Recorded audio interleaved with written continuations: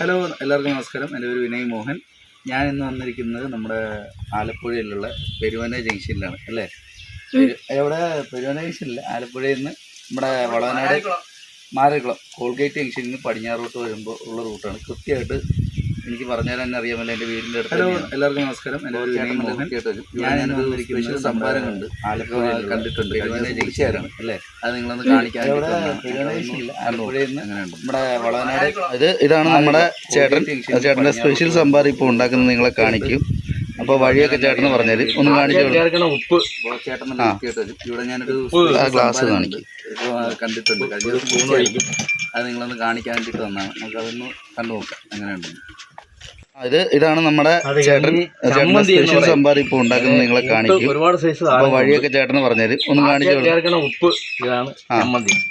ഉപ്പ് ഗ്ലാസ് കാണിക്കും. കൂട്ട് ഒരു സ്പൂൺ മെയിൻ ഇൻഗ്രീഡിയൻറ്റ് ഈ സാധനമാണ് ഇതിനകത്ത് ചേർക്കേണ്ടത്. നാടൻ പശുവിന്റെ പാല്. കൂട്ട് ഒരുപാട് സൈസ് സാധനങ്ങൾ തൈരായിട്ട് ഉടച്ചെടുത്തിട്ട് ഇങ്ങനെ ഒഴിക്കും. ഇതാണ് ചമ്മന്തി. അത് രണ്ടും കൂടി കലർത്തും. അതിന്റെ കൂട്ട് മെയിൻ ഇൻഗ്രീഡിയൻറ്റ് ഈ സാധനമാണ് ഇതിനകത്ത്. ഇതാണ് ചേർക്കേണ്ടത്. ഇതാണ് നാടൻ പശുവിന്റെ പാലല്ലേ? നാടൻ പശുവിന്റെ പാലാണ്. തൈരായിട്ട് ഉടച്ചെടുത്തിട്ട് ഇങ്ങനെ ഒഴിക്കും. അത് രണ്ടും കൂടി കലർത്തും.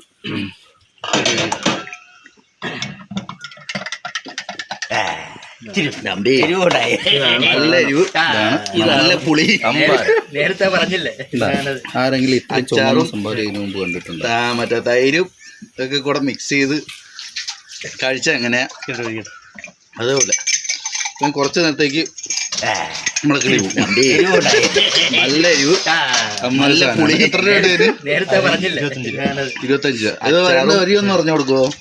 മറ്റേ തൈരും ഇതൊക്കെ കൂടെ മിക്സ് ചെയ്ത് കഴിച്ച എങ്ങനെയാ? ശരിയാണ് പറയാം. നല്ല ചേരുവ ഇങ്ങോട്ട് പോകേണ്ട വരിയൊന്ന് പറഞ്ഞു. നേരെ പടിഞ്ഞോട്ട് വരുമ്പോൾ കവലന്ന് പടിഞ്ഞോട്ട് 25 രൂപ. ഇത് വരേണ്ട വരിയൊന്ന് പറഞ്ഞു കൊടുക്കുമോ?